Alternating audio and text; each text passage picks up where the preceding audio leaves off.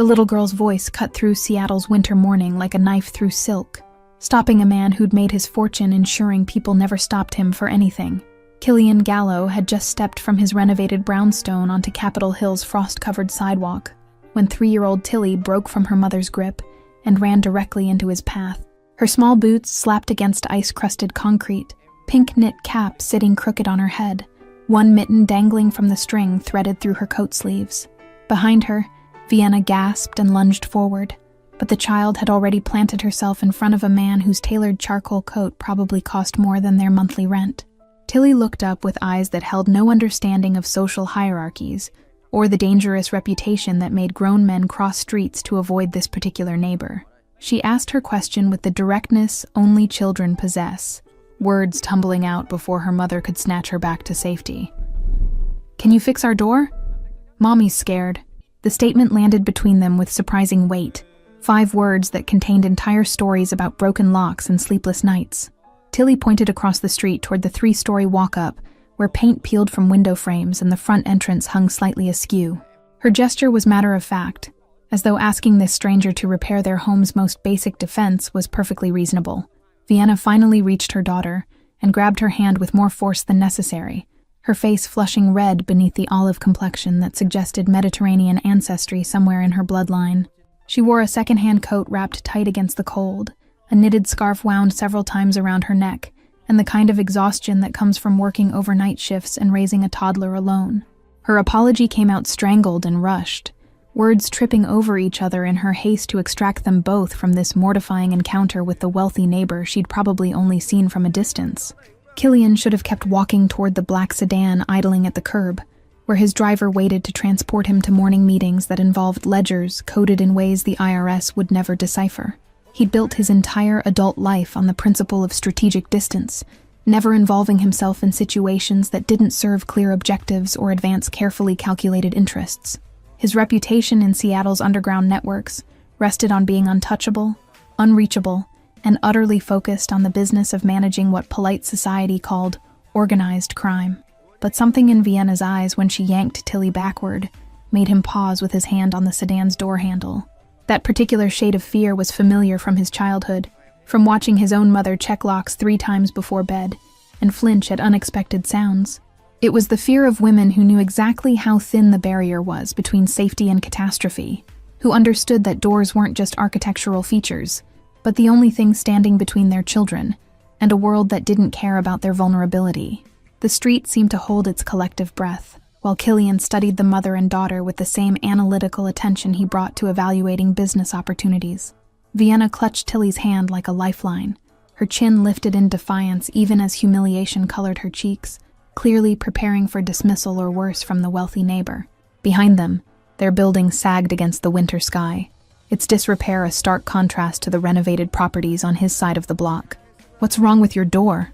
Killian's question came out rougher than intended, his voice carrying traces of Brooklyn that 20 years in the Pacific Northwest hadn't completely erased. He ignored his driver's subtle cough of impatience and the fact that this delay would cascade through his carefully structured morning schedule. Vienna's shoulders tensed at his attention rather than relaxing, her instinct correctly identifying that interest from men like him rarely came without complications. She explained in clipped sentences about the lock mechanism that hadn't worked properly since September, and the bottom hinge that scraped against the frame, and how the super kept promising repairs, but never followed through.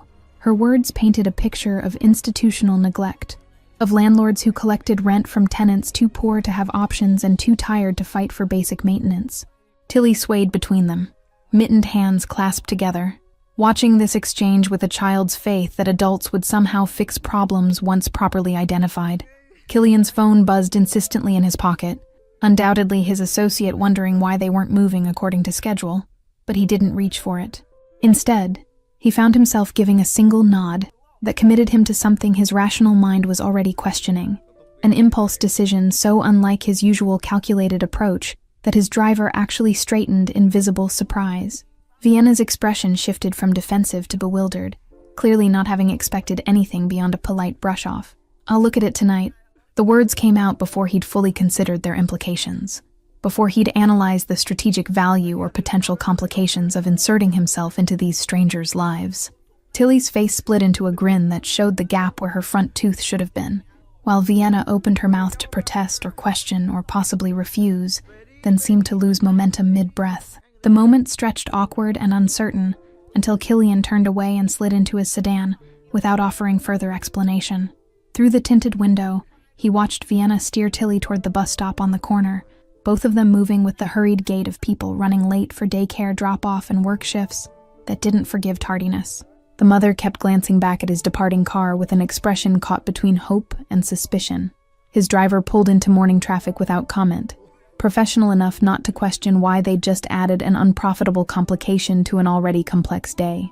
Killian spent the first 3 miles of their drive telling himself this was simple pragmatism, that a broken door in the neighborhood represented a security gap that could eventually affect property values and local stability. He specialized in protection rackets, among other ventures, so ensuring residential security fell technically within his professional purview. The rationalization felt thin even to him, but he'd learned long ago that admitting the actual motivations for his choices often created more problems than strategic fiction. The truth he wouldn't acknowledge until much later was that Tilly's words had cracked something in the armor he'd spent 15 years constructing. "Mommy's scared," echoed through his thoughts during meetings about distribution territories and debt collection protocols, a reminder that fear wasn't always about business leverage or territorial disputes. His associate Luca finally asked about the delay during their lunch meeting at an Italian restaurant Killian owned, through layers of shell companies and silent partnerships. The question came casual and curious rather than challenging, because Luca had worked with him long enough to recognize when pushing for information would be counterproductive. Killian deflected with vague comments about neighborhood awareness and maintaining the area's reputation, explanations that were technically accurate while revealing nothing about small girls in crooked hats. That evening, long after legitimate businesses had closed for the night and the city settled into its grittier rhythms, Killian loaded a toolbox into his sedan with the efficiency of someone who'd learned basic repair skills from necessity rather than hobby. His childhood apartment had been filled with things that broke and stayed broken because his mother worked 2 jobs, and they couldn't afford professionals for problems that weren't immediately catastrophic. He'd taught himself to fix loose hinges and sticky locks and everything else that threatened their minimal sense of safety. The drive back to Capitol Hill took 12 minutes through streets gleaming with rain that had started falling at sunset, washing the city in cold water that collected in gutters and reflected streetlights in fractured patterns. His neighborhood looked different at night, the economic divisions more obvious when the renovated brownstones glowed with warm interior lighting. Killian parked directly in front of Vienna's building and carried his toolbox across the street, without bothering with the pretense of checking for observers. Let the neighborhood watch and wonder. Let them draw whatever conclusions they needed to make sense of why someone from his side of the block was crossing that invisible line with apparent purpose.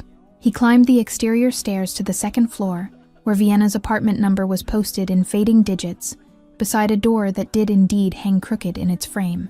The knock came soft but distinct at 11:47 at night, and Vienna nearly dropped the mug of tea she'd been clutching for warmth while standing at her kitchenette counter. She'd just gotten Tilly down after 2 hours of bedtime negotiations. Her shift at the 24-hour diner didn't start until 1 in the morning, and unexpected visitors at this hour never brought good news. Through the peephole, she saw the man from this morning, toolbox in hand, standing in the hallway like he'd simply forgotten to mention he'd be arriving after midnight. Vienna's first instinct was to pretend she wasn't home, to stand perfectly still until he left, and she could process this surreal situation without the pressure of his actual presence. But Tilly's bedroom light switch made a distinctive click when turned on, and she'd already flipped it twice to check on her daughter during the last hour.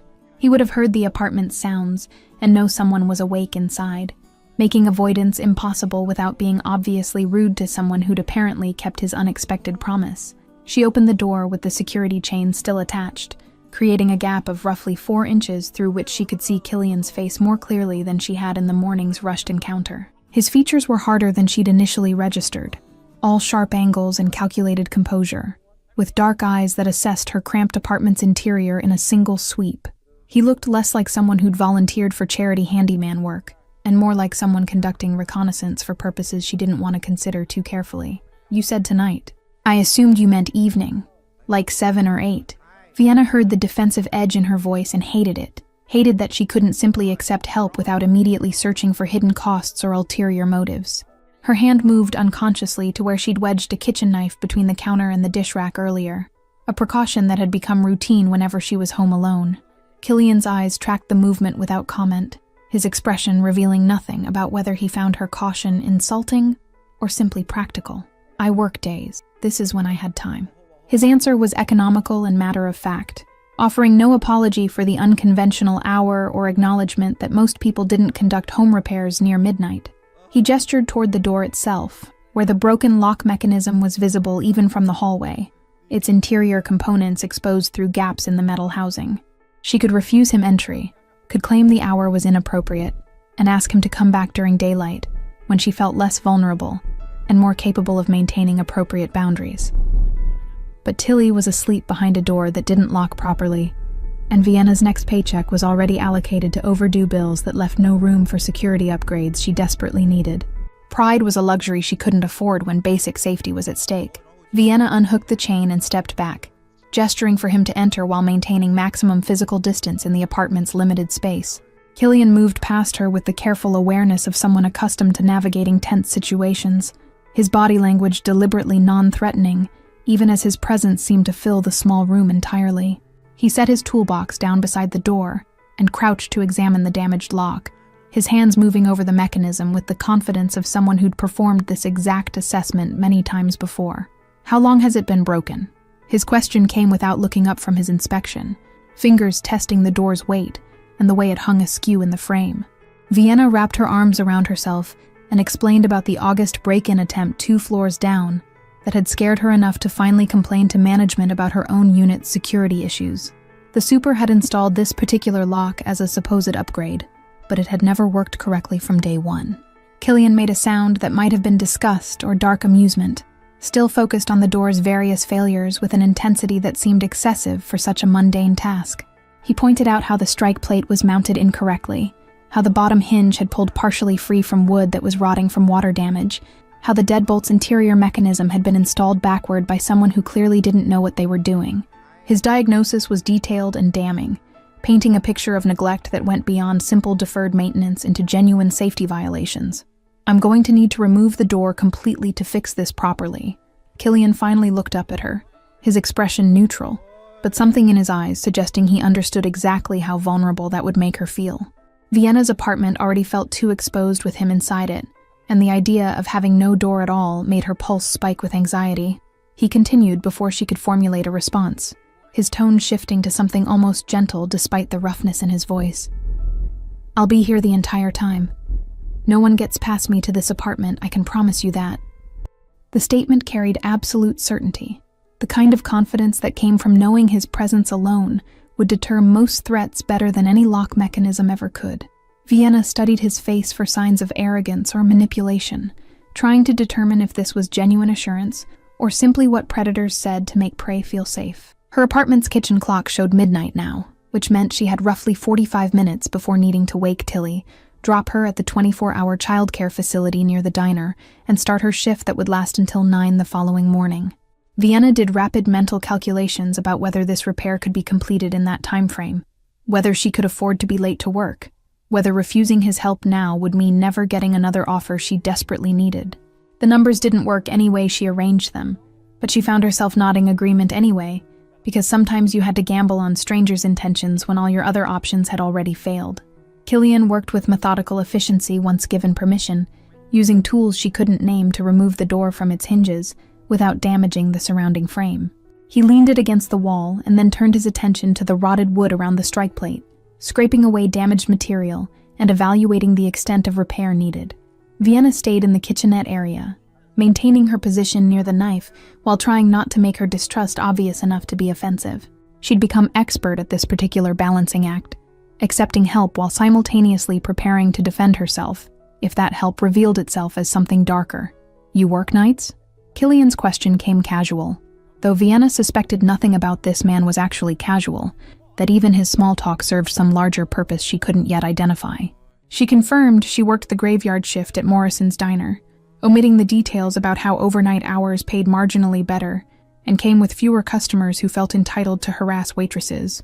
He continued working while she spoke, his hands never stopping their precise movements even as he maintained conversation.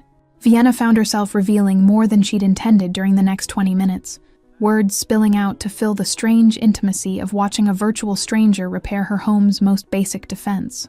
She mentioned Tilly's father, who'd disappeared before their daughter learned to walk, the series of increasingly expensive apartments as gentrification pushed them farther from Seattle's core, her own abandoned dreams of art school that had died under the weight of single parenthood and survival economics. Killian listened without the performative sympathy she'd learned to expect from people who asked about her situation, but didn't really want honest answers. He shared almost nothing about himself in return, deflecting her tentative questions with vague responses about property management and security consulting. The door was back on its hinges by 12:30, now hanging level and true with a lock mechanism that engaged smoothly when tested, and a deadbolt that Killian demonstrated would require serious force to breach. He'd reinforced the frame with metal plates that disappeared behind the existing trim, installed a new strike plate anchored into the wall's studs, and adjusted everything until the door closed with a solid, secure sound Vienna hadn't heard since moving in 6 months earlier. Vienna tested the lock herself 3 times, unable to quite believe that something in her apartment actually worked the way it was supposed to work, that she could turn the deadbolt and hear it engage with satisfying finality. The transformation was remarkable enough to make her eyes sting with unexpected emotion, though she blinked rapidly to clear them before Killian could notice and misinterpret her reaction. He was packing his tools with the same efficient movements he'd used throughout the repair, giving her space to process without commentary. "How much do I owe you?" The question came out more defensive than she'd intended, her tone sharp with the certainty that this kindness would have a price tag she couldn't afford. Killian paused in coiling an extension cord, his expression unreadable in the dim lighting from her single functioning overhead fixture. He seemed to consider his answer carefully, as though negotiating terms of a business contract, rather than responding to a simple request for payment information. "Nothing. Your daughter asked for help. I helped." His response was so matter-of-fact it took her a moment to process the implications, to understand he genuinely didn't expect compensation for work that must have cost him several $100s in parts alone. Vienna opened her mouth to protest, to insist she wouldn't accept charity no matter how desperately she needed it, but he was already moving toward the door with his toolbox in hand. The finality in his posture suggested this wasn't open for negotiation or discussion. He paused at the threshold, one hand on the doorknob, and pulled a business card from his coat pocket, with movements that seemed almost reluctant. The card was simple black with silver lettering that said only Killian Gallo, and a phone number. No company name or title to indicate what business he actually conducted. He set it on the small shelf beside her door without meeting her eyes, his voice dropping to something quieter when he finally spoke. "If you need anything else fixed, or if anyone bothers you, call that number." The offer hung in the air between them, loaded with implications Vienna wasn't ready to examine. Then he was gone, pulling the door closed behind him with a soft click that demonstrated exactly how well the new lock mechanism worked. Vienna stood frozen in her entryway for a full minute, staring at the business card like it might transform into something comprehensible if she looked at it long enough. The apartment felt different with a door that actually secured, as though some fundamental shift had occurred beyond just the physical repair. Vienna could hear Tilly's soft breathing from the bedroom, could smell the faint scent of metal and oil that lingered from Killian's work, could see the first gray light of approaching dawn through her kitchen window. She should wake her daughter, begin their complicated morning routine of bus rides and childcare drop-offs and arriving at the diner exactly on time. Instead, she found herself touching the new deadbolt, testing its smooth operation one more time, trying to remember the last time someone had simply helped her without expecting anything in return. The memory wouldn't come because it had never happened, not in her adult life, not since she'd become a mother navigating the world alone. Every kindness had carried conditions. Every offer of assistance had come with strings attached that eventually tightened into constraints she couldn't escape. Days blurred together in the exhausting rhythm that defined Vienna's existence, shifts at the diner punctuated by brief hours of sleep, while Tilly was at daycare, and the constant low-level anxiety about money that never quite disappeared. She didn't see Killian again during that first week, though she found herself watching for him whenever she crossed the street, hyper-aware of his brownstone's expensive facade. The business card migrated from the shelf to her wallet, a talisman she didn't examine too closely. The radiator in Tilly's bedroom stopped working on a Thursday night, when temperatures dropped to 23 degrees and frost patterns formed on the inside of their windows. Vienna called the super twice and got voicemail both times, then spent 2 hours stuffing towels around the window frames and moving Tilly's mattress into her own room. Her daughter coughed through the night, a wet sound that made Vienna's chest tighten with the particular fear of single mothers who couldn't afford medical bills. By Friday morning, Vienna had convinced herself that Killian's offer had been politeness rather than genuine, that wealthy men didn't actually want poor neighbors calling them about domestic problems, that reaching out would be presumptuous. But Tilly's cough had worsened, and the super still wasn't returning calls, and Vienna's paycheck wouldn't clear until Tuesday. She pulled the business card from her wallet during her lunch break, staring at the numbers like they might rearrange themselves into something less intimidating. She didn't call. Instead, she shoved the card back in her wallet and finished her shift and took Tilly to the free clinic where they waited 3 hours, only to be told it was probably just a cold. Keep her warm and hydrated. The apartment was barely warmer than the outside air when they returned that evening, Vienna's breath visible in small clouds as she bundled Tilly in every blanket they owned. Her daughter's cough rattled through the silent rooms like an accusation. Vienna woke at 2 a.m. to find Tilly burning with fever, her small body shaking with chills despite the layers of blankets, and Vienna's own body heat. The thermometer read 103 degrees, high enough to trigger genuine panic, and Vienna was reaching for her phone to call an ambulance she couldn't afford when she heard sounds in the hallway outside. Footsteps, then a soft knock that somehow didn't sound threatening despite the hour. Through the peephole, she saw Killian standing in the dimly lit hallway. No toolbox this time, just a small duffel bag in one hand. Vienna's fingers fumbled with the new deadbolt, her hands shaking from fear and exhaustion. And when she finally got the door open, he took one look at her face and stepped inside without waiting for invitation. His eyes went immediately to Tilly's bedroom, to the frost on the windows, to the complete absence of heat in the apartment. How long has the radiator been out? His voice carried an edge that might have been anger, except it wasn't directed at her, his jaw tight as he moved through the apartment assessing the situation with the same analytical attention he'd brought to the broken door. Vienna explained in fractured sentences about the super and the clinic, and Tilly's climbing fever, her words tripping over each other in her exhaustion. Killian pulled out his phone and made a call that consisted of exactly 7 words. Capitol Hill, apartment 2B, radiator, now. He hung up and turned his attention to Tilly, crouching beside Vienna's bed where her daughter lay wrapped in blankets like a small, feverish burrito. His hand went to Tilly's forehead with surprising gentleness, and something in his expression shifted when he felt the heat radiating from her skin. From the duffel bag, he produced a bottle of children's fever reducer and a thermometer still in its packaging, along with several other medical supplies Vienna couldn't immediately identify. When did she last have medicine? Killian's question was clipped and focused, his movements efficient as he measured out the correct dosage. Vienna admitted she'd given Tilly the last of her infant pain reliever 6 hours ago, that she'd meant to buy more but forgot during her shift. He didn't comment on this, just administered the medicine, and then began the process of carefully unwrapping some of Tilly's blanket layers, explaining that too much insulation could trap the fever rather than breaking it. 20 minutes later, 2 men arrived with tools and replacement parts for the radiator, moving through Vienna's apartment with the quiet efficiency of people accustomed to working at odd hours. Killian supervised with an authority that made it clear these weren't random handymen, but people who worked for him, who would do the job correctly because failure wasn't an option he tolerated. Within an hour, heat was flowing through the bedroom radiator, transforming the space from icebox to actually habitable. The men left without requesting payment or even acknowledgement, disappearing into the night as silently as they'd arrived. Killian remained, monitoring Tilly's temperature and adjusting her blankets, and doing all the small things Vienna had been doing alone for 3 years. He made tea that Vienna didn't remember requesting, strong and sweet, in a way that suggested he understood exactly how close she was to complete collapse. When he finally pressed the warm mug into her hands, she couldn't stop the tears that had been building since she'd first heard Tilly's cough. I can't keep doing this. The admission came out broken and raw, all the fear and exhaustion of single motherhood spilling over in the presence of someone who'd shown up when she needed help, without requiring her to perform gratitude or explain why she deserved assistance. Killian didn't offer platitudes or false reassurance, just sat on the floor beside Vienna's bed and let her cry without trying to fix the unfixable reality of her circumstances. His presence was steady and solid, an anchor in the chaos that had become her normal.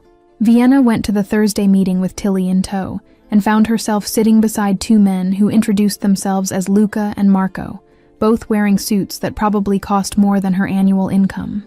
They spoke with quiet authority that made the developers' representatives visibly uncomfortable, casually mentioning building code violations and specific city council members who would be interested in development practices.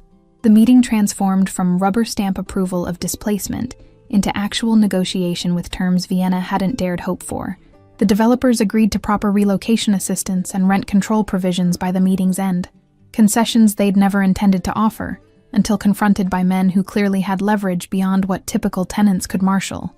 Luca caught Vienna's eye as they filed out, and gave her a nod that communicated volumes about loyalty networks and how Killian's quiet request carried weight.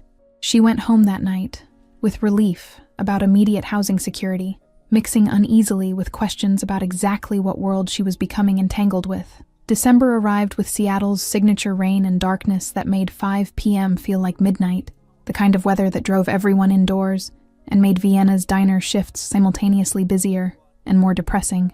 She'd fallen into an unexpected pattern with Killian over the past month, brief conversations when their paths crossed on the street, and his periodic appearances to fix things she hadn't realized were problems. He'd replaced the overhead kitchen light fixture, installed a carbon monoxide detector, and weatherproofed her windows with efficiency that suggested a mental checklist.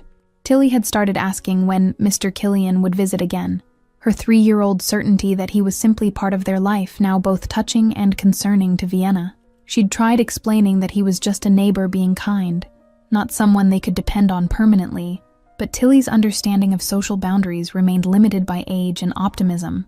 The child had taken to drawing pictures specifically for him, crayon masterpieces of penguins and houses that she'd hand over with solemn importance during their street encounters. Vienna noticed Killian kept one of these drawings, had seen it on his refrigerator through his front window when passing by during an evening walk with Tilly. The image of that crude crayon art displayed in what was undoubtedly an otherwise immaculate home did something to her carefully maintained emotional distance. She'd spent 3 years building walls around herself and Tilly, defensive structures meant to prevent exactly this kind of dangerous attachment to someone whose life intersected theirs only through geographical accident. The knowledge that his birthday was approaching came accidentally, overheard during a phone conversation he was having, while standing on his front steps waiting for his driver one morning. December 15th, which was a Tuesday, which meant Vienna was working the evening shift and wouldn't see him anyway. She told herself this information didn't matter, that noting the date wasn't the beginning of something she'd regret, even as she found herself planning how she might acknowledge it, without crossing lines that were already becoming dangerously blurred. Tilly solved the problem by insisting they make cupcakes for Mr. Killian's birthday, with the unshakable certainty of children who believed the world operated according to kindness rather than complicated social contracts. Vienna agreed, because refusing would require explaining why they couldn't celebrate someone who'd helped them, and that explanation would reveal her own fears about dependency and debt. They made chocolate cupcakes from a box mix in their tiny kitchen, Tilly's help consisting mainly of spilling ingredients and licking the spoon. The result was imperfect at best, slightly lopsided cupcakes with frosting applied with more enthusiasm than skill, but Tilly was proud of them in a way that made Vienna's chest ache. They boxed up 4 of the least damaged specimens and walked across the street that evening, while Vienna wrestled with certainty that this gesture would change something fundamental. Her finger hesitated over his doorbell, but Tilly reached up and pressed it before Vienna could reconsider, sealing a decision that felt more significant than simple birthday acknowledgement. Killian answered after a long pause, and Vienna saw immediately that she'd interrupted something, though she couldn't identify what exactly. His expression was carefully neutral, but something about his eyes suggested she'd caught him in a moment of private darkness, the kind that people who lived alone tried to hide from the world. He was dressed casually for once, dark jeans and a sweater that probably still cost more than her weekly paycheck, and the house behind him was lit, but silent in a way that emphasized emptiness. Tilly wanted to bring you birthday cupcakes. Vienna offered this explanation quickly, already regretting the impulse that had brought them here, already cataloging the ways this was overstepping boundaries she should have maintained. But Tilly pushed forward with her box of imperfect baked goods, presenting them like treasure that deserved proper reverence. Killian's expression shifted then, something cracking in his careful composure, and Vienna saw with sudden clarity that no one else had acknowledged this day at all. He invited them in with a gesture that seemed almost helpless, as though he couldn't figure out how to refuse without hurting Tilly's feelings, and had given up trying to maintain whatever distance he'd intended. The interior of his brownstone was exactly what Vienna had imagined from exterior clues, all clean lines and expensive minimalism, and absolutely nothing that suggested anyone actually lived there. It was beautiful in the way museums were beautiful, perfect and untouchable, and completely devoid of the warmth that came from accumulated life. Tilly's excited chatter about the cupcake-making process filled the silence while Killian led them to his kitchen, a space with restaurant-quality appliances that probably saw minimal use. Vienna found herself noting details she shouldn't be collecting, evidence of loneliness disguised as preference for order. No magnets on the refrigerator except Tilly's drawing, no dishes in the sink because he probably ate most meals elsewhere, no signs of hobbies or interests beyond the single life he'd constructed around absence rather than presence. I should light a candle, right? For birthdays? Tilly's question made both adults freeze because neither of them had thought that far ahead, and Vienna didn't carry birthday candles in her coat pocket during evening walks. But Killian produced one from a drawer with surprising speed, a single emergency candle that would have to serve as stand-in for proper celebration. He stuck it in the least lopsided cupcake while Vienna found matches, and they stood in his pristine kitchen singing an off-key version of the birthday song. Killian blew out the candle with an expression Vienna couldn't read, something between gratitude and grief, and the kind of vulnerability that made her understand why he'd built such careful walls. Tilly demanded to know what he'd wished for, and he told her it was a secret, in the gentle tone he seemed to reserve specifically for her daughter. They ate cupcakes standing in his kitchen, Tilly chattering about penguins and Christmas, while the adults navigated the strange intimacy of this moment that neither had planned but both seemed to need.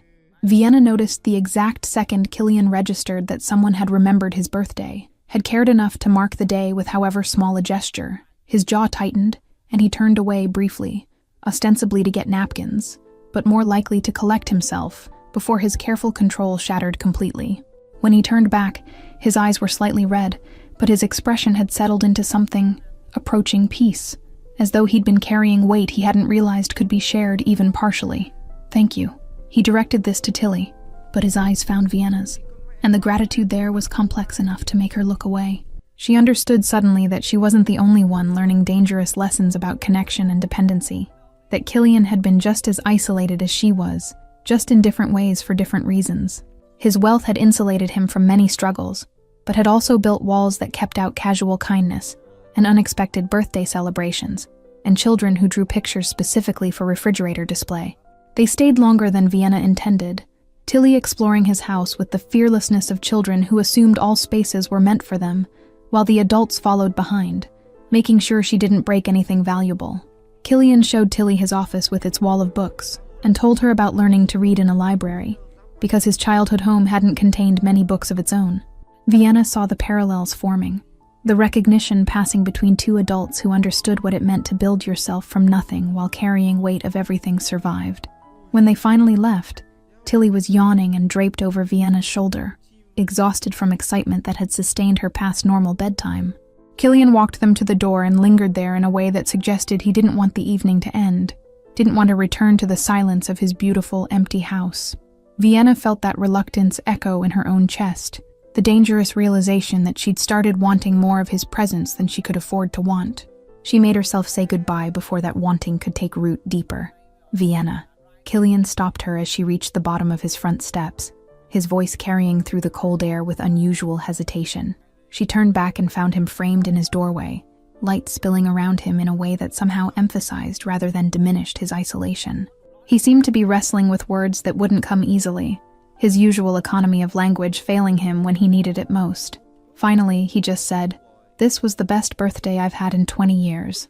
The admission hung between them in the December air, vulnerable and honest in a way that made Vienna's throat tight. She didn't know how to respond to that kind of raw truth, didn't know what it meant that their small gesture had mattered so much to someone who seemed to have everything.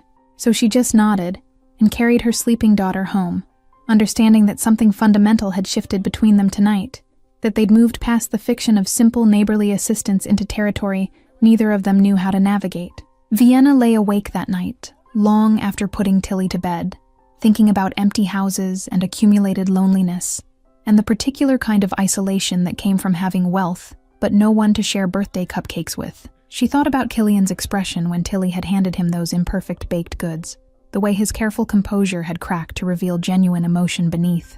The memory made her chest ache with feelings she couldn't afford to examine too closely. Dangerous tenderness for someone whose real life she barely understood. The next morning brought routine back with the force of necessity. Vienna's alarm shattering sleep at 5 a.m. for an early shift that would barely cover this week's groceries. She moved through morning rituals on autopilot, getting Tilly ready for daycare drop-off while mentally reviewing her section assignments and calculating tip percentages needed to make rent. Last night's birthday celebration already felt like something that had happened to someone else, a brief departure from reality that couldn't be sustained in daylight's harsh practicality. But when Vienna opened her front door to leave, she found a small package on her doorstep, wrapped in simple brown paper, with her name written in Killian's precise handwriting. Inside was a set of oil paints, professional quality brushes, and canvas boards, the kind of art supplies she'd mentioned wanting during one conversation months ago about abandoned dreams of art school. No note accompanied the gift, just materials that acknowledged both her past aspirations and current impossibility of pursuing them given her financial constraints.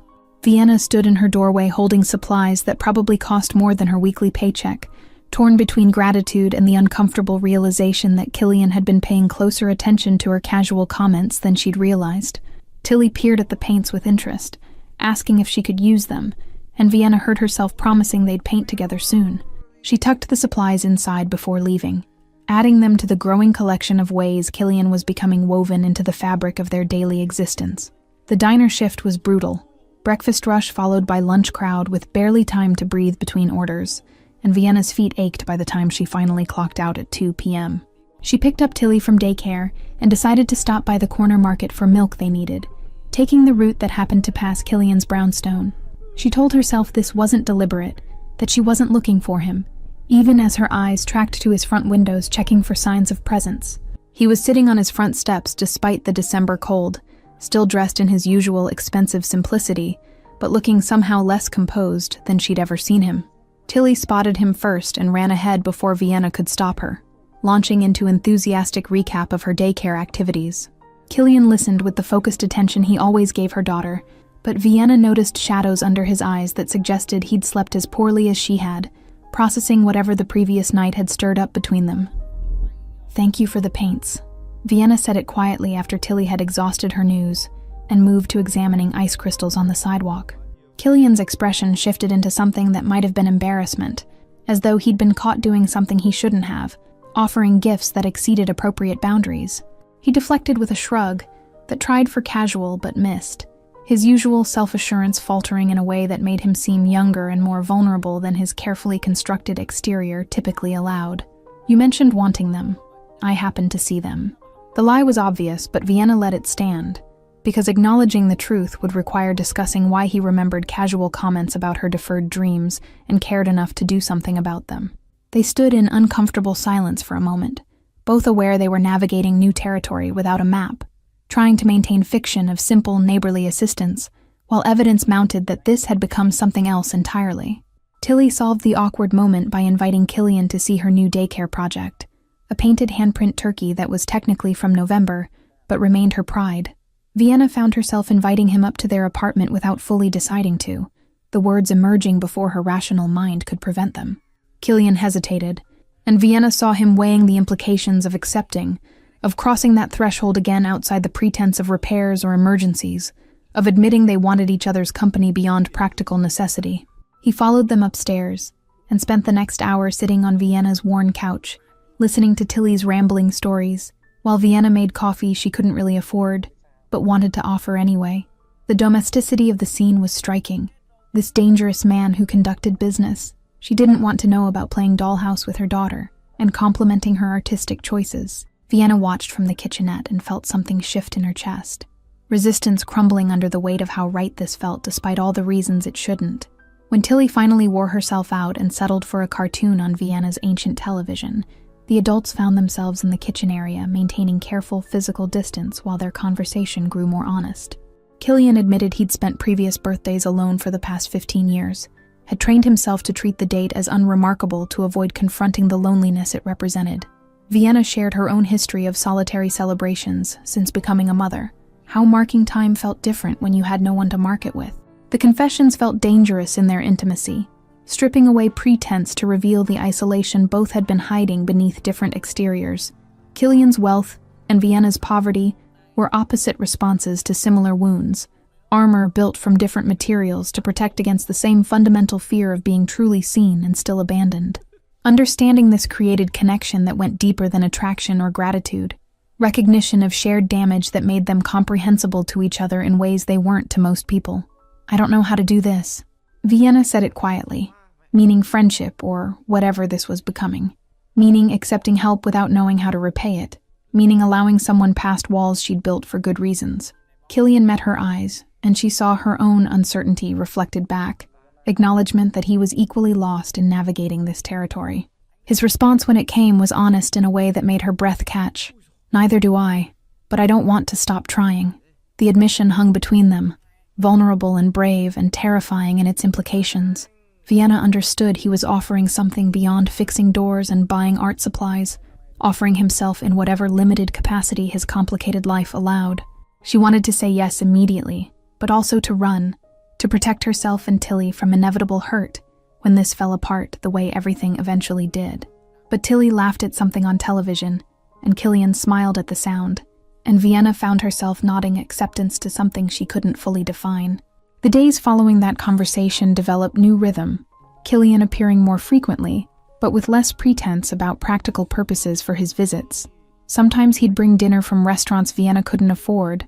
Other times he'd simply sit while she cooked modest meals and Tilly played nearby. They talked about carefully neutral topics mostly, avoiding deeper discussions about his work or her financial struggles, or what exactly they were building between them. The conversations felt like foundation being laid for structure neither wanted to name yet. Vienna's co-workers at the diner noticed the change in her, commenting on how she smiled more and seemed less exhausted despite working the same brutal hours. She deflected their curiosity because explaining Killian would require admitting she was developing feelings for someone whose last name she'd only recently learned, and whose business dealings she deliberately didn't examine too closely. The situation looked either like fairy tale or terrible judgment depending on perspective, and Vienna wasn't sure which interpretation was more accurate. Christmas approached with retail frenzy that made Vienna's shifts longer and more demanding, every customer's holiday stress transferring directly to exhausted waitresses who absorbed rudeness while maintaining mandatory cheerfulness. She came home one evening to find Killian had let himself in, using the key she'd given him for emergencies, had gotten Tilly from daycare, and made them dinner, and started a bath for Vienna without being asked. The gesture should have felt intrusive, but instead made her eyes sting with gratitude for someone anticipating her needs before she had to voice them. They fell into pattern of him handling evening childcare when Vienna worked late, his expensive suits traded for casual clothes while he played on their floor and read picture books with voices for different characters. Tilly had started calling him Killy because Killian was too complicated for 3-year-old pronunciation, and he'd accepted the nickname with visible emotion he tried to hide. Vienna watched them together and felt her remaining resistance dissolving, replaced by dangerous hope that maybe this could actually work, despite all the logical reasons it shouldn't. The art supplies he'd given her remained mostly unused, displayed on a shelf where Vienna could see them, but not quite bring herself to actually paint anything. Too many years had passed since she'd held a brush with creative intent rather than cleaning intent, and the supplies felt too precious to waste on attempts that might reveal she'd lost whatever talent had once justified dreams of art school. Killian noticed during one visit, his eyes tracking to the untouched paints with expression Vienna couldn't quite read. "What are you afraid of?" He asked it gently, but the question still landed hard, because Vienna knew he wasn't just talking about painting anymore. She was afraid of everything, of this fragile happiness being stripped away, of depending on someone who might disappear, of Tilly getting attached to someone who couldn't promise permanence. She was afraid of her own feelings becoming too real, of painting something that would force her to acknowledge dreams she'd buried under survival necessity. Killian didn't push when she couldn't articulate all of this, just pulled out one of the canvas boards and set it on her kitchen table with the paints arranged nearby. He didn't tell her what to paint or offer encouragement that would have felt like pressure, just created space for possibility, and then moved to distract Tilly in the other room. Vienna stared at the blank canvas for a long time before finally picking up a brush, letting muscle memory guide initial strokes, while her conscious mind tried not to overthink the act of creation she'd denied herself for years.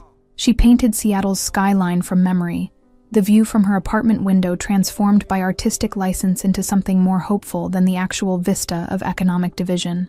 The process felt rusty, but also familiar, like recovering a language she'd spoken fluently in another life. Killian returned at some point to watch silently, and Vienna felt his presence as support rather than judgment, understanding that this small act of reclaiming abandoned dreams mattered more than the painting's actual quality.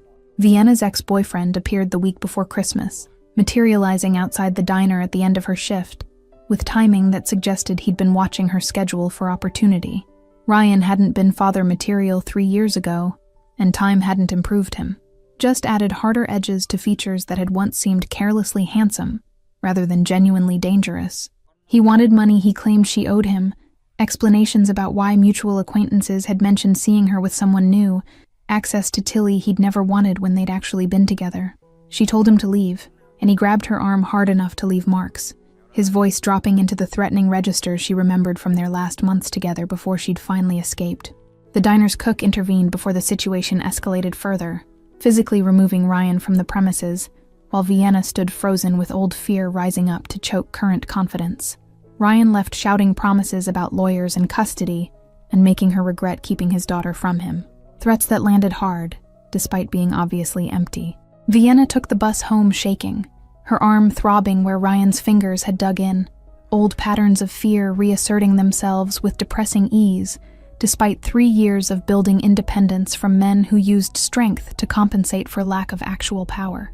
She'd spent years proving she could survive alone, and 5 minutes with her ex had reduced her back to feeling trapped and vulnerable. The apartment felt less secure than it had that morning despite all Killian's repairs, because locks couldn't stop someone who knew exactly which emotional vulnerabilities to exploit through history and shared biology with her daughter. She didn't tell Killian about the encounter, convincing herself it was just Ryan being Ryan, and would blow over once he realized she had nothing to give him, and no interest in reopening doors firmly closed. But Ryan appeared again 2 days later, outside Tilly's daycare, trying to gain entry by claiming parental rights he'd legally forfeited through absence. The center's director refused him access and called Vienna at work, triggering new wave of panic about gaps in her daughter's protection that she couldn't fill through vigilance alone. Vienna left her shift early and picked up Tilly, holding her daughter too tight, while trying to figure out how to handle threats that came from someone who technically had biological rights if he chose to pursue them legally. She was standing in her apartment trying to decide whether to call police or a lawyer she couldn't afford, when she heard shouting in the hallway outside. Ryan's voice, raised in drunken anger, mixed with another voice she recognized with jolt of fear, and something else she didn't want to examine. Vienna looked through her peephole and saw Killian blocking Ryan from her door, his posture radiating controlled violence that made her ex's aggression look like childish posturing by comparison. They were talking in voices too low for her to hear clearly, but Ryan's body language shifted from aggressive to defensive within seconds of whatever Killian said. She watched her ex retreat down the hallway without having reached her door, watched Killian remain motionless until Ryan disappeared down the stairs, watched him finally turn toward her apartment with expression she'd never seen before. She opened the door before he could knock, questions crowding her throat about how he'd known to be there, and what exactly he'd said to make Ryan leave, and whether she should be grateful or terrified. Killian's eyes went immediately to her arm where bruises were visible beneath her rolled-up sleeves, his jaw tightening with anger that clearly wasn't directed at her. The concern in his expression was so genuine it made Vienna's remaining defenses crumble completely, tears she'd been holding back since Ryan's first appearance finally breaking through. He won't come back. Killian stated this as absolute fact rather than hopeful prediction, and Vienna believed him because she'd seen how quickly Ryan's bravado had collapsed under whatever unspoken threat had been delivered in that hallway. She should ask what he'd said, what leverage he'd applied, what connections had been activated to solve her problem with such efficiency. Instead, she just nodded and stepped back to let him inside, acknowledging silently that they'd crossed another line together, that his protection now extended beyond fixing doors into actively managing threats to her safety. Tilly was in her bedroom playing with her penguin and didn't know about the drama that had unfolded in the hallway, didn't understand that her biological father had tried to force entry into their life after 3 years of elective absence. Vienna wanted to keep it that way, wanted to preserve her daughter's innocence about danger for as long as possible in a world that already threatened childhood security in too many ways. Killian seemed to understand this without explanation, his voice dropping to quieter register when he asked if Vienna was okay, beyond the obvious physical evidence of not being okay. She explained about their history in abbreviated form, the gradual escalation from controlling behavior to actual violence that had finally driven her to leave while pregnant, despite having nowhere to go and no resources beyond stubborn determination to protect her unborn child. The admission felt like vulnerability she shouldn't be revealing, evidence of poor judgment in relationships she'd worked hard to move past. But Killian listened without the judgment she'd expected. His questions focused on practical details about restraining orders and custody agreements rather than why she'd stayed as long as she had. "I have security cameras." Killian's statement seemed like non sequitur, until he continued explaining that footage from his brownstone captured the street including Vienna's building entrance, that he'd review it to document Ryan's harassment and provide evidence if she needed it for legal proceedings. The casual mention of surveillance felt intrusive, until Vienna realized he was offering her tools to protect herself that she lacked resources to obtain alone. He pulled out his phone and showed her the app he used for monitoring, explaining access to relevant footage anytime she needed proof. Vienna accepted this help, like she'd accepted everything else, with gratitude that felt uncomfortably close to dependence and growing acknowledgement that her life was becoming entangled with Killian's, in ways she couldn't fully untangle, even if she wanted to anymore. He stayed until she'd calmed completely, making tea she didn't remember requesting and playing with Tilly to keep the child distracted, while her mother processed recent fear. When he finally left hours later, Vienna felt the apartment's silence differently than before. No longer comforting isolation, but absence of presence she'd started wanting there permanently. Christmas Eve arrived with rare Seattle snow that transformed the city into something briefly magical, covering grime and inequality beneath a layer of white that made everything look cleaner than it actually was for however long the snow lasted. Vienna had worked the morning shift and returned home to find delivery on her doorstep. Multiple wrapped packages addressed to Tilly with card and handwriting she recognized. Inside were art supplies for children, good quality paints and paper and brushes that acknowledged Tilly's growing interest in copying her mother's recent creative attempts. The gifts were generous without being excessive, chosen with attention to what Tilly would actually enjoy, rather than expensive items meant to impress adults with price tags. Vienna found herself texting thank you to Killian's number with fingers that shook slightly from how this felt like accepting admission that they'd moved beyond neighborly favors into territory she wasn't ready to name fully. His response came immediately. "Merry Christmas." Then, after pause long enough, she'd thought the conversation was over. "I have nowhere to be tomorrow if you need help assembling toys or just company for dinner." The offer was casual, but carried weight of loneliness that matched her own, neither of them having family to spend holidays with, or money for celebrations that looked like versions advertised on television and in movies. Vienna found herself inviting him for Christmas dinner without fully deciding to do it, the words appearing in her text before her rational mind could prevent them. She'd planned simple meals she could afford on her budget, nothing fancy but enough to make the day feel special for Tilly beyond the modest gifts Vienna had scraped together. Adding another person wouldn't strain resources too badly, and the thought of Killian spending the holiday alone in his perfect empty house bothered her more than she wanted to admit or examine too closely. His acceptance came fast enough to suggest he'd been hoping for the invitation, that spending Christmas alone had become routine he disliked, but didn't know how to break without someone else initiating change. Vienna spent that evening questioning whether she'd just made everything more complicated or acknowledged what had already been true for weeks. Christmas morning brought Tilly's excitement and chaos of torn wrapping paper, and the realization that Vienna had maybe invited a Mafia boss to holiday dinner without fully processing what that meant for boundaries she'd been trying to maintain. Killian arrived precisely at noon, with wine she suspected cost more than her monthly grocery budget and dessert, from a bakery that definitely didn't match her financial reality. He fit into her small apartment better than his wealth suggested he should, playing on the floor with Tilly and her new toys while Vienna prepared their modest meal. They ate at her cramped table with mismatched plates and conversation that felt easier than it should have between people from such different worlds, laughter coming naturally around Tilly's excitement and commentary. Vienna watched Killian help her daughter with toy assembly, and felt dangerous hope taking root that maybe this could actually work, despite every logical reason it shouldn't. He looked more relaxed than she'd ever seen him, his usual careful control softened by wine and warmth, and the absence of whatever pressure he carried in his regular life outside these walls. After dinner, while Tilly played with new toys in the living area, Vienna and Killian ended up at her kitchen window, watching snow fall on the quiet street below. Their shoulders touched in the small space, proximity that felt both accidental and entirely deliberate, connection neither of them moved to break. The moment stretched with unspoken acknowledgement passing between them, understanding that something fundamental had shifted during this holiday celebration, and there was no going back to pretending they were just neighbors doing favors for each other across economic divides. "Thank you for letting me be here today." Killian said it quietly, his breath fogging the cold window glass, vulnerability in his tone that Vienna had learned to recognize as genuine rather than manipulative. She turned to respond, and found him already looking at her with expression that made her heart skip, something raw and unguarded in his eyes that spoke of yearning that matched her own. The kiss happened inevitably, neither initiating so much as moving together into connection that had been building for months through accumulated small moments and shared loneliness. The kiss ended slowly, both of them pulling back with expressions that mixed wonder and uncertainty about what they'd just acknowledged between them. Vienna's heart hammered against her ribs, while Killian's hand remained on her waist, neither of them quite ready to fully break contact. Tilly's voice called from the living room asking for help with a toy, breaking the moment, and giving them both excuse to step apart and process what had just happened without the pressure of immediate discussion about implications. The rest of Christmas Day passed in careful normalcy, both adults maintaining appropriate distance, while Tilly remained the center of attention and activity.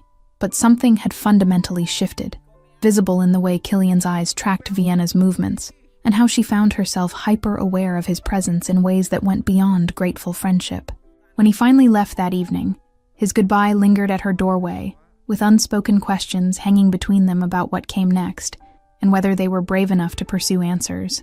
January arrived with the particular brutality of Seattle winter, temperatures dropping below freezing and staying there while the city struggled through ice storms that made commuting treacherous. Vienna's hours at the diner were cut as business slowed, leaving her short on rent money with utilities climbing from increased heating needs. She avoided mentioning this to Killian during their now regular evening visits, pride preventing her from appearing like she'd kissed him with calculation about financial security rather than genuine feeling that had been building for months. But Killian had developed disturbing ability to read her silences, and he appeared one evening with paperwork that made Vienna's stomach drop with combination of relief and dread. He'd been looking into her building's ownership structure, and discovered the entire property was going up for sale, likely to be purchased by developers who would gut renovate and displace all current tenants within months. The news wasn't surprising given the neighborhood's trajectory, but having timeline put to her inevitable displacement made panic rise sharp and immediate. "I want to buy you a house." Killian said it directly. No preamble or softening, just statement of intention that landed between them like bomb waiting to detonate. Vienna's immediate reaction was refusal, the word forming before he'd finished speaking, because accepting housing from him would cross lines she couldn't uncross. But he continued before she could articulate her rejection, pulling out listings for modest homes in safer neighborhoods with better schools, and yards where Tilly could play without Vienna constantly worried about traffic or crime. Not a gift, a loan, or whatever terms make you comfortable. He was negotiating now, applying the same strategic thinking he brought to his actual business dealings, trying to find framework Vienna could accept. She wanted to maintain her refusal, but Tilly was playing nearby, and Vienna thought about trying to find new apartment with first and last month's rent plus deposit while working reduced hours. The math didn't work, hadn't worked for a while, and pretending she had options when she didn't was luxury she couldn't afford. They argued in whispers while Tilly watched her cartoon, Vienna insisting she wouldn't accept charity, and Killian countering that helping someone he cared about wasn't charity, but investment in future he wanted to be part of. The phrasing stopped her cold because it was first time either of them had explicitly named that they were building towards something beyond present moment. His eyes held hers with intensity that made clear this wasn't about property transactions, but about commitment he was trying to offer in language she might accept. "I can't pay you back. Not in any reasonable time frame." Vienna made herself say it plainly, forcing acknowledgement of economic reality that made power dynamics between them fundamentally unequal. Killian's expression suggested he'd already considered and dismissed this concern as irrelevant to his actual motivations. He explained patiently about property being investment that would appreciate regardless, about wanting Tilly safe in neighborhood where broken doors weren't normal, about Vienna having space to paint, without worrying about whether creativity time could have been spent working extra shifts. The last point hit harder than the others because he'd noticed what Vienna had been trying to hide, that the art supplies he'd given her remained mostly unused, because every hour spent painting felt like hours she should have been earning money. He'd identified the exact way poverty killed dreams, not through lack of talent, but through grinding necessity that made creativity seem like irresponsible indulgence. Understanding this about her circumstances made his offer feel less like rescue fantasy and more like someone paying attention to what she actually needed beyond material basics. Vienna agreed finally with conditions that made the transaction feel less like accepting kept woman status and more like complicated loan arrangement between people who trusted each other. She'd pay what she could when she could. He'd maintain legal ownership until some distant future when she'd theoretically paid enough to transfer title, and they'd document everything properly to avoid implications she couldn't stomach. Killian accepted her terms without argument, clearly willing to structure the arrangement however necessary for Vienna to preserve dignity she needed to maintain sense of self. The house he'd found was small but solid in a neighborhood that straddled line between working class and lower middle class, the kind of area where people mowed lawns and kids played in streets under watchful neighborhood eyes. It had 2 bedrooms and a yard with fence and kitchen that actually had counter space beyond minimum required for food preparation. Vienna walked through it feeling like she'd stepped into someone else's life, someone who had security and options and future that extended beyond next month's rent payment. Tilly loved it immediately, with child's certainty that good things were simply meant to happen, running through rooms and claiming the smaller bedroom as her own without doubt or hesitation. Vienna watched her daughter's joy and felt something break open in her chest, the possibility that maybe she could actually provide stability instead of constant precarious scrambling. Killian stood back, letting them explore, his expression carefully neutral, but satisfaction visible in the set of his shoulders at having solved a problem that had been weighing on Vienna for months. The move happened over 2 weeks in February, Killian's associates appearing with trucks and muscle to transport Vienna's minimal belongings while she worked her shifts. She came home each day to find more progress, furniture she hadn't owned suddenly appearing in rooms that echoed without it. When she questioned these additions, Killian deflected with vague explanations about storage cleanouts and surplus from his own place, obvious lies she chose not to challenge because the alternative was Tilly sleeping on floor in empty bedroom. Their first night in the new house felt surreal. Vienna lying awake in bedroom with door that locked properly and windows that didn't let in cold air and heating system that actually maintained temperature. Tilly slept in the next room with nightlight that Vienna had bought specifically for this space. Small luxury of child having her own bedroom for first time. The silence was different from their apartment. Absence of sirens and shouting neighbors, and constant background noise of too many people living too close together in inadequate spaces. Killian appeared the next morning, with breakfast from bakery and tools, to install additional security measures he deemed necessary for house in this neighborhood. Vienna watched him work while Tilly helped by handing him screws and asking endless questions. He answered with patience that seemed inexhaustible where her daughter was concerned. The domesticity of the scene was almost painful in its normalcy, temporary illusion that they were family building life together, rather than something more complicated she couldn't quite name. Stay. Vienna said it without planning to, the word emerging while Killian packed his tools to leave after finishing security installation. He froze mid-motion and turned to look at her with expression that suggested he'd been hoping for this invitation, but hadn't wanted to presume. She clarified quickly that she meant for dinner, not some more permanent arrangement, but something in his eyes told her he'd understood the deeper invitation beneath the surface request. He stayed, and they made dinner together in kitchen that had room for 2 people to move without constantly colliding. That night, after Tilly was in bed, they sat on Vienna's secondhand couch in living room that was slowly becoming home through accumulated small touches. The conversation turned serious when Killian finally addressed the question Vienna had been avoiding asking directly. He explained that his business involved security consulting and property management for clients who operated outside conventional legal frameworks, careful phrasing that confirmed what she'd suspected about his connections to Seattle's organized crime networks without forcing her to hear details that would make complicity explicit. Vienna processed this information while watching him try to gauge her reaction, clearly prepared for judgment or rejection, but she'd already known enough to guess the rest, and his honesty about it felt like respect for her intelligence rather than confession seeking absolution. She asked only one question that mattered to her, whether his work put Tilly at risk, and his immediate emphatic negative carried weight of someone who would die before allowing harm to reach the child he'd come to care about. That assurance was enough for Vienna to accept his world existed parallel to hers, without demanding he choose between them. Spring arrived gradually through March and April, Seattle's famous rain continuing but warmer now, bringing green back to the small yard where Tilly played under Vienna's watchful eyes. The house had settled into feeling like actual home through accumulated routines and Killian's increasingly frequent presence that had evolved from visits into something approaching cohabitation. He kept clothes in Vienna's closet now, toiletries in her bathroom, his life bleeding into hers, through practical intimacy that preceded official relationship definitions. Either of them felt ready to speak aloud. Vienna had returned to full-time hours at the diner as business picked up with better weather. Her commute longer now from new neighborhood, but worth it for returning to apartment that was actually house with space and safety. She'd started painting in evenings after Tilly went to bed. Small canvases at first because confidence took time to rebuild after years of neglect. Killian encouraged without pushing, his appreciation for her work genuine, even when Vienna could see technical flaws that made her wince. He'd hung several pieces in the living room despite her protests, claiming the walls looked bare without them.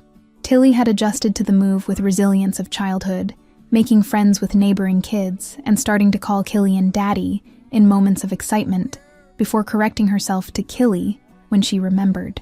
Neither adult corrected her either way, both recognizing that she was naming reality that already existed regardless of technical legal definitions. Killian's response to the title was always visible emotion he tried to control, clear evidence that being chosen by this child meant more to him than achievements that had built his wealth and reputation. The neighborhood accepted Vienna's presence with the cautious welcome, extended to newcomers who might or might not integrate into existing social fabric. She'd met some of the other mothers at the small park 2 blocks away, conversations remaining surface level, but friendly enough. They asked about Tilly's father with the careful curiosity of people trying to determine Vienna's situation, without appearing judgmental, and she deflected with vague references to complicated circumstances that discouraged further probing while remaining technically honest. Money remained tight, despite no longer paying rent, because utilities and maintenance on actual house cost more than Vienna had budgeted for. Killian had tried to simply pay these expenses, but Vienna refused with stubbornness that frustrated them both, her need to contribute something toward their living situation non-negotiable, even when pride made finances harder.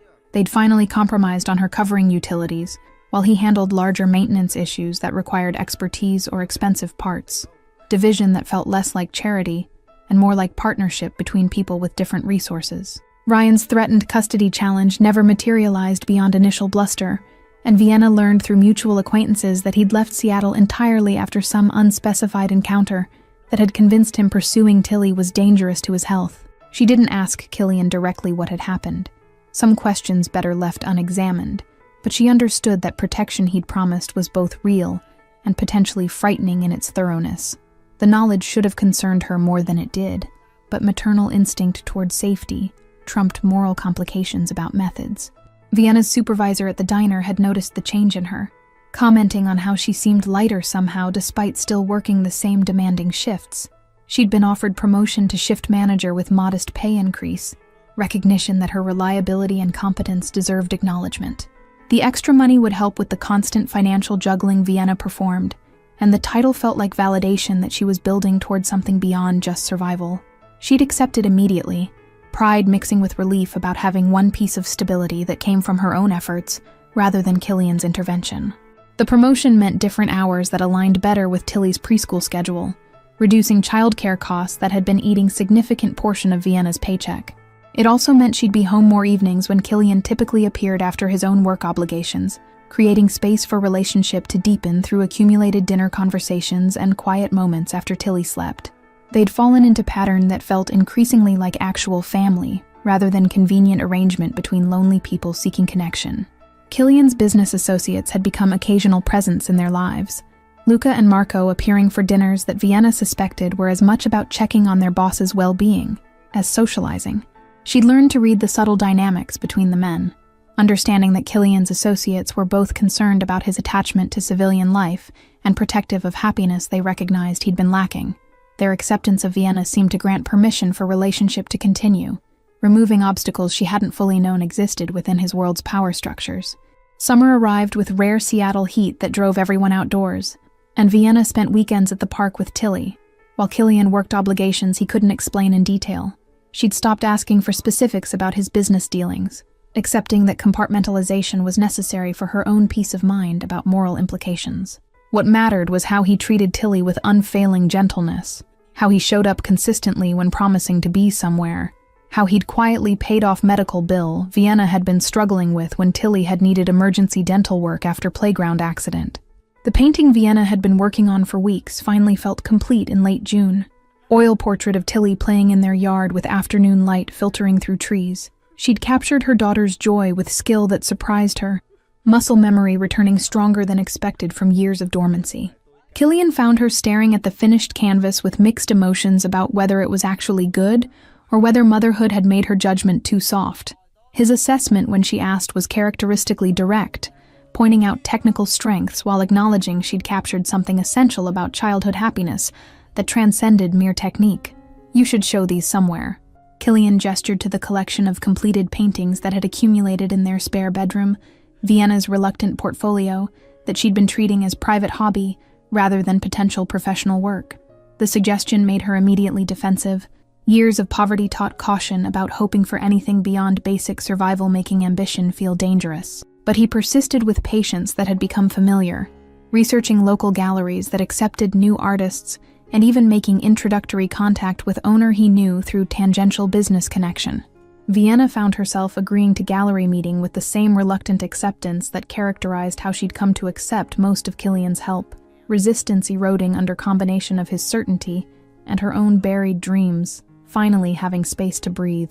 The gallery owner was a professional woman named Sarah, who examined Vienna's work with critical eye before offering tentative interest in showing several pieces in group exhibition planned for autumn. The possibility felt unreal enough that Vienna almost declined from pure fear of failure, but Killian's hand on her lower back steadied her enough to accept opportunity she never would have pursued alone. The preparation for the exhibition consumed Vienna's evenings in ways that felt both exhilarating and terrifying, hours spent selecting which pieces best represented her artistic voice while second-guessing every choice. Killian had converted the garage into proper studio space without consulting her first, appearing one Saturday with contractors who installed professional lighting and proper ventilation systems that transformed the space from storage area into actual workspace. Vienna had been angry about the presumption until she'd stood in the completed studio feeling possibility expand in ways the cramped spare bedroom had never allowed, understanding that sometimes his solutions to problems she hadn't articulated came from paying attention, rather than overstepping boundaries she'd established. The neighborhood women had started inviting Vienna to their weekly coffee gatherings, casual meetings at the local cafe where they discussed everything from school politics to personal struggles with the kind of honesty that came from shared circumstances. She'd learned that Marcus, 2 doors down, was recently divorced and struggling with custody arrangements, that Jennifer across the street was considering leaving her husband but feared financial instability, that Rebecca next door was supporting her elderly parents while raising 3 kids on teacher's salary. Their problems weren't identical to Vienna's history, but close enough that she could offer perspective from someone who'd survived similar challenges, and slowly she'd become part of community support network, rather than just recipient of neighborly politeness. Killian's mother's death anniversary fell in September. Date Vienna only knew because she'd found him sitting alone in the dark living room at 3 a.m, unable to sleep through the weight of old grief. He'd told her haltingly about the woman who'd raised him in poverty while working herself to exhaustion, who'd died from treatable illness because she'd delayed seeking medical care she couldn't afford until it was too late. The story explained so much about his compulsive need to fix things for Vienna and Tilly, his inability to watch people struggle with problems money could solve when he had resources his mother had never possessed. Vienna had held him while he cried for the first time in their relationship, understanding that his strength came with cracks that needed witnessing rather than fixing. Walking home from that meeting, Vienna found herself crying without quite understanding whether the tears were joy, or fear, or grief. For years she'd lost to survival mode that had forbidden artistic ambition. Killian held her, while she processed emotions that had been suppressed so long they emerged tangled and overwhelming. He didn't offer platitudes about deserving success or talent being obvious, just presence that had become anchor she'd stopped pretending she didn't need. When she finally calmed, he asked only if she was okay, and Vienna realized she was. Maybe for first time in years she was actually okay. Tilly's 4th birthday in August became celebration that involved both their neighborhood friends and some of Killian's associates.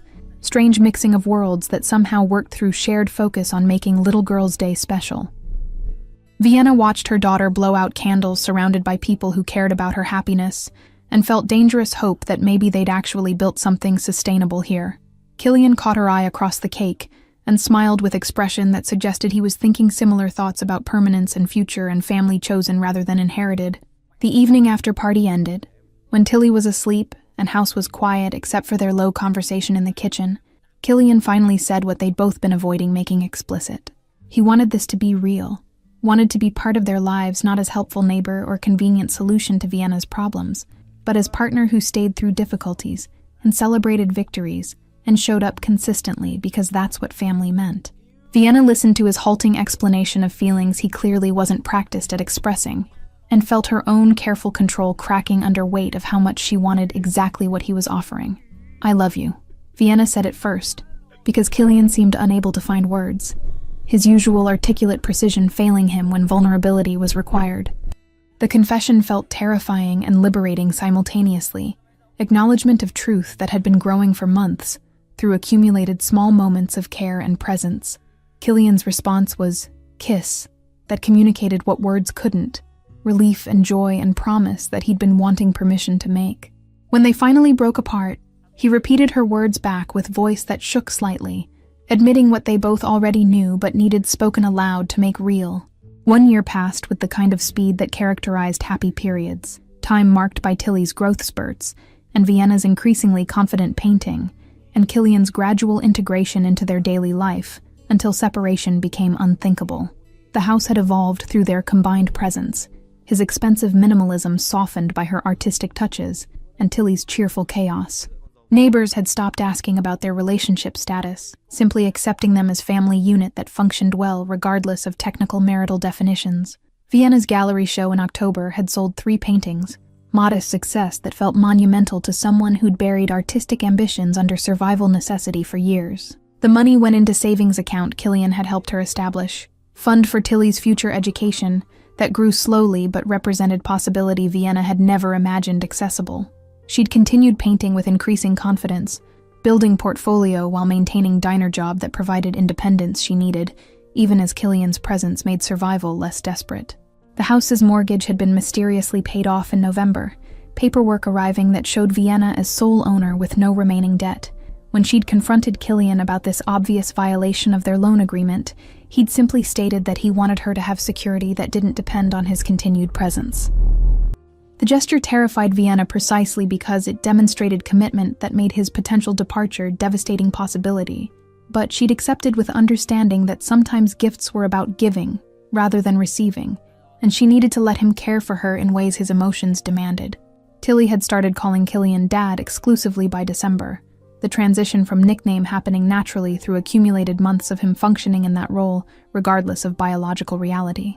His formal adoption petition, filed in January, had made Vienna cry in courthouse bathroom, overwhelmed by concrete evidence that he'd chosen them as permanently as legal system allowed.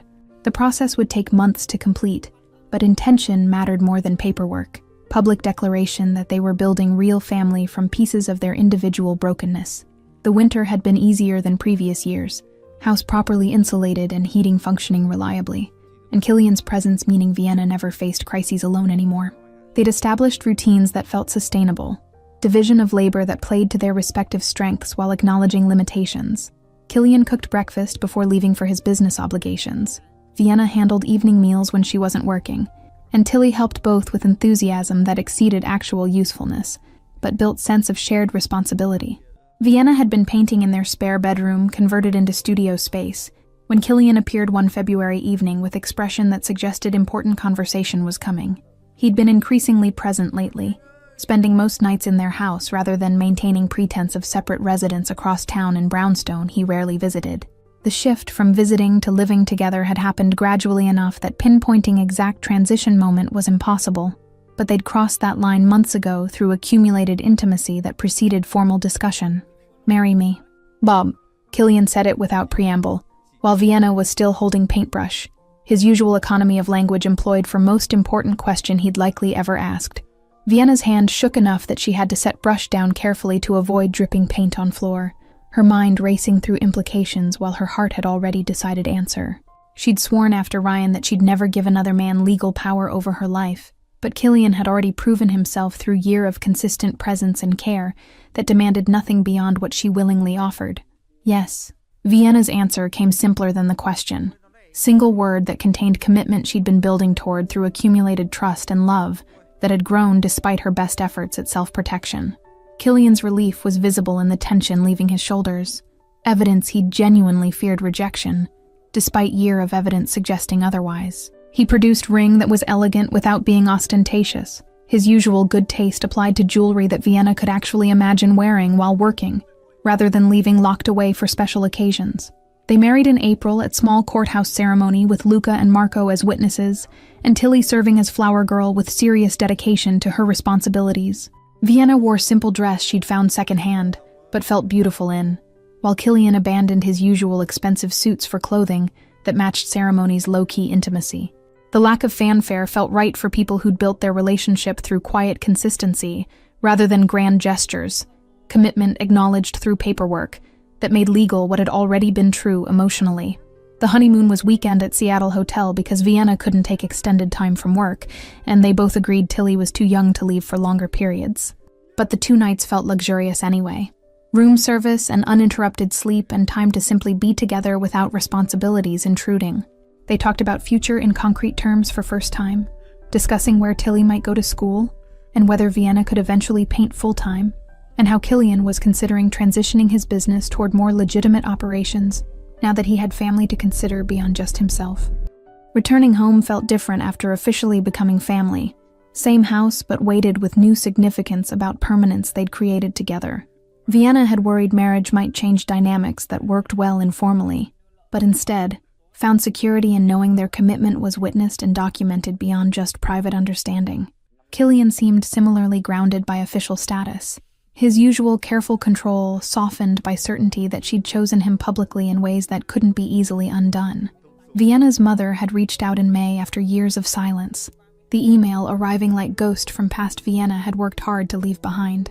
The message was brief and carefully worded, expressing regret about their estrangement and hope for reconciliation now that she'd heard through family channels about Vienna's marriage and stability. The contact stirred complicated emotions Vienna had thought she'd processed. Anger at abandonment during her most desperate years, mixing with the small wounded part of her that had never stopped wanting maternal approval. Killian had read the email when she'd shown him with shaking hands, and his only question was what Vienna wanted rather than what she thought she should do, giving her permission to choose herself in ways she'd rarely been granted. They'd met for lunch in June at Neutral Restaurant where Vienna's mother had apologized with words that seemed genuine, but couldn't erase years of absence when Vienna had been raising Tilly alone in fear and poverty. Her mother explained about her own struggles with Vienna's choices, about religious beliefs that had made single motherhood seem like moral failure she couldn't support, about regret that had grown as years passed and grandchild grew up without her presence. Vienna had listened and felt surprising lack of anger, just sadness for time lost, and understanding that forgiveness didn't require forgetting or pretending damage hadn't occurred. She'd agreed to limited contact for Tilly's sake. Supervised visits where her mother could know her granddaughter without having access to disrupt the stability Vienna had fought so hard to build. The decision to allow her mother back into their lives in controlled capacity had sparked Vienna's most honest conversation with Killian about fear and trust, and how trauma shaped the walls people built around themselves. He'd shared more about his own father's abandonment, and the years he'd spent building empire specifically to prove he wasn't the worthless kid his father had left behind without looking back. They'd recognized themselves in each other's damage, understanding that their careful approach to relationship had been less about not caring enough and more about caring so much that vulnerability felt dangerous. The acknowledgement had deepened their connection in ways that transcended physical intimacy, building foundation of emotional honesty that made their marriage feel like partnership between equals rather than rescue dynamic Vienna had initially feared. Summer brought Vienna's second gallery show with stronger sales that suggested her work might actually become viable income source eventually.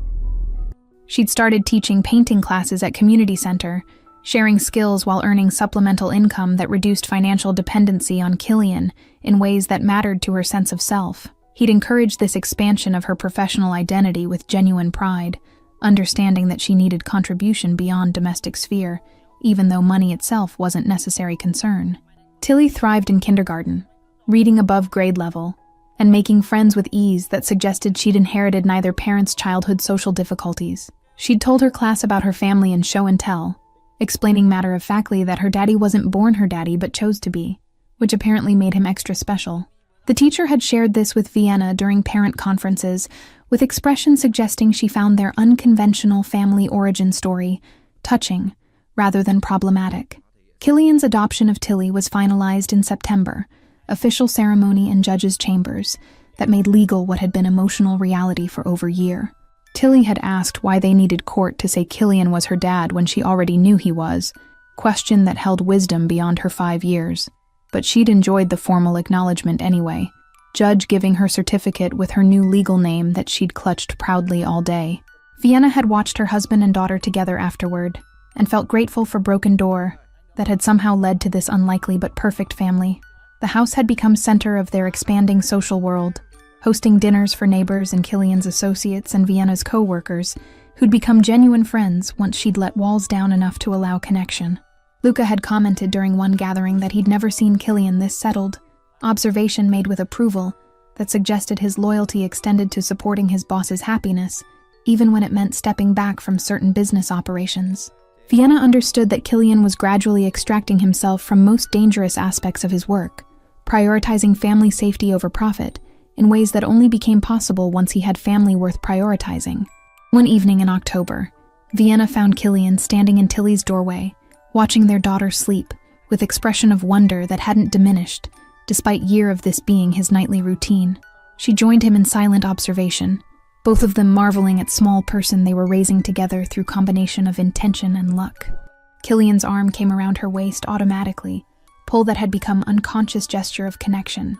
They stood there until Tilly shifted in sleep, and they retreated to their own bedroom, still amazed by the family they'd built from loneliness and broken doors and small girl's innocent request for help.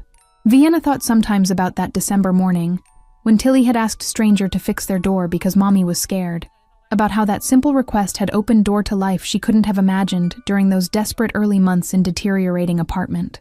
Killian had fixed more than door that first night, had repaired vulnerabilities Vienna had thought permanent through consistent presence that demanded nothing beyond what she could freely give.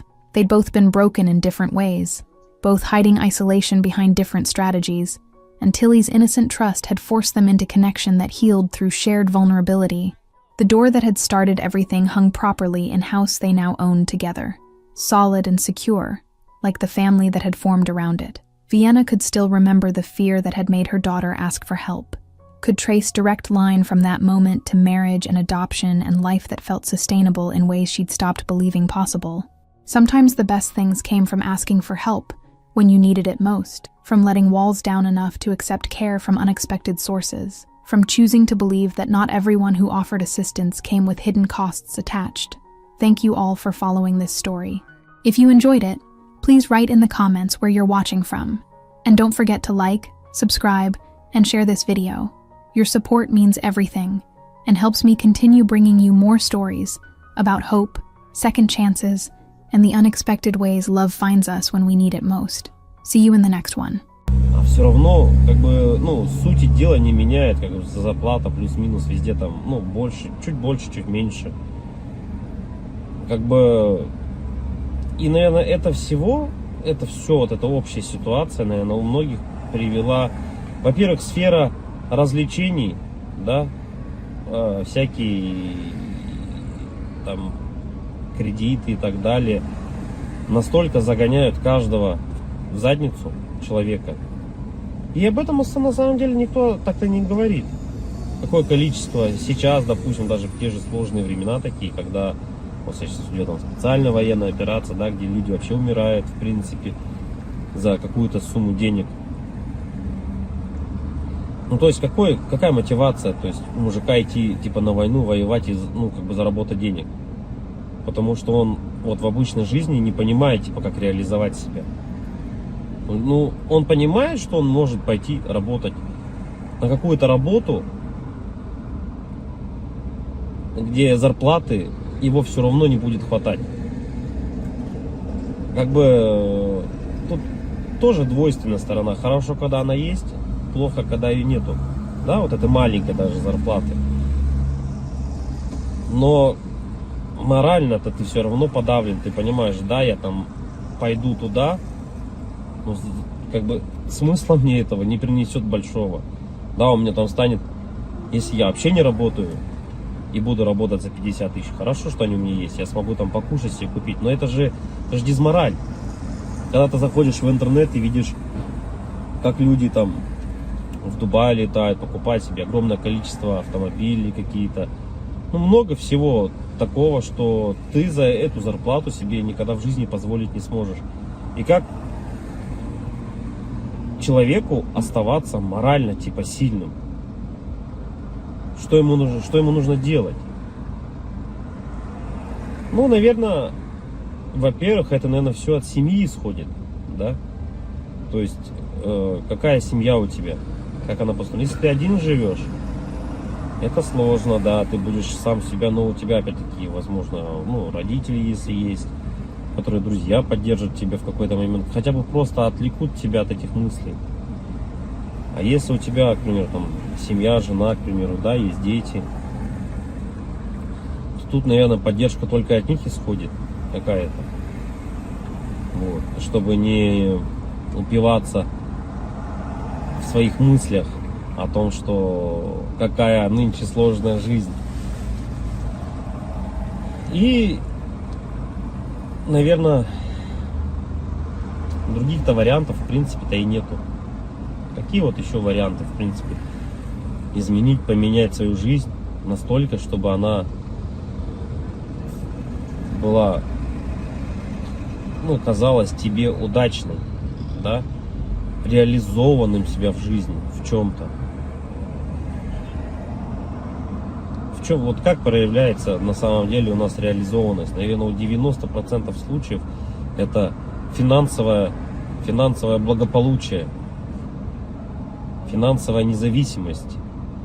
Это, наверное, одно из таких ключевых моментов, когда человек, наверное, считает себя реализованным, да, в этой жизни. То есть, как добиться этого? То есть, с учетом того, что даже возьмем нашу страну, да, сколько миллионов людей здесь живет, как каждому добиться этого результата? Непонятно. И с каждым годом просто ситуация становится все хуже и хуже. Все дорожает, люди зарабатывают либо столько же. Ну, даже если они зарабатывают столько же, на самом деле этого все уже недостаточно. К чему это все приведет на самом деле? В оконцове, наверное, мир погрязнет в большую депрессию в какую-то. Какие-то войны, возможно, или еще что-то еще больше глобальных таких вещей, которые не приведут ни к чему хорошему на самом деле. Поддержка каждого человека именно для того, чтобы он держался, наверное, морально, заключается в том, что, ну, наверное, дом, в который ты приходишь, должен быть крепостью твоей, да, что это единственное должно быть место, где ты будешь чувствовать себя под защитой. Для этого было придумано, наверное, своя пещера изначально, потом свои какие-то чумы, палатки различные, да, потом все это превратилось. На данный момент это у нас дома, квартиры, в которые мы приходим и должны ощущать себя в безопасности, чтобы можно быть немного морально расслабленным с учетом того, что ты выходишь каждый день на работу, на улицу, и все равно давление вот это вот, оно все равно присутствует. Когда ты заходишь в магазин, видишь цены эти, да, и так далее, не можешь себе что-то там приобрести, позволить на ежедневной основе, это откладывает большой, наверное, отпечаток. Не, наверное, а точно. И поэтому, когда возвращаясь домой, ты чувствуешь, вот хотя бы есть типа уголок того места, куда ты можешь прийти.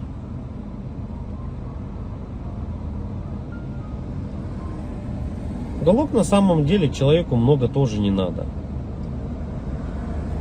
можно хотеть большего, но на самом деле человеку одному много не надо. Да? Ему нужно спальное место, спокойное место, где можно подумать. Ну, это когда ты один, к примеру, да? Когда у тебя есть семья, к примеру, ты приходишь домой, опять-таки, тут хотя бы, да, поговорить о каких-то вещах. Просто об отрешенных вещах, наверное. И, возможно, при этих же условиях у тебя и появляется какая-то дополнительная мотивация для реализации себя. А когда у тебя нету ничего, вот это уже становится проблемой. И это у многих на самом деле. Что значит не иметь ничего?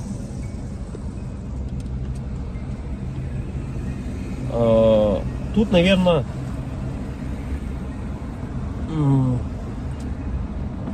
самое главное, дизмораль у человека еще возникает при том, что это уже, наверное, где-то в глубине души даже она возникает при даже хорошей финансовой подушке такой, которая у тебя есть, хороших финансовых деньгах, да, то есть, но нету вот внутреннего ощущения, к примеру, дружбы, семьи, любви и так далее. Это уже отдельно на самом деле разговор, потому что мы, вот, к примеру, можем взять, как сейчас вот Мелстрой, если кто-то смотрит, насколько тяжело обладать такими финансами и не иметь, по сути, ничего. Ни друзей, ничего не иметь. Так главное это получается для бедных главное деньги, для богатых главное какое-то внутреннее ощущение нужности, не из-за денег. Вот такое вот. И эта борьба какая-то такая и вот эти два слоя общества, богатые и бедные, они друг друга не понимают. На самом деле из-за этого, возможно. Потому что богатый человек, он уже не смотрит на деньги, он не считает эти деньги. Ему важно внутреннее вот это вот ощущение того, что он нужен без них даже. Это как Тони Старку сказали: а кто ты без костюма? На вот это я филантроп, тудым-сюдым, он сказал, да? Так и человеку, у которого много денег, ты задашь вопрос: а кто ты без денег? Ну, что ты представляешь себе без денег? Вот и это, наверное, возможно, таких людей богатых, как вот, например, там Мелстрой, задав ему этот вопрос: а кто ты без денег? Он на него ответить-то и не сможет. Обратная сторона людей бедных, да, вот если мы посмотрим, человеку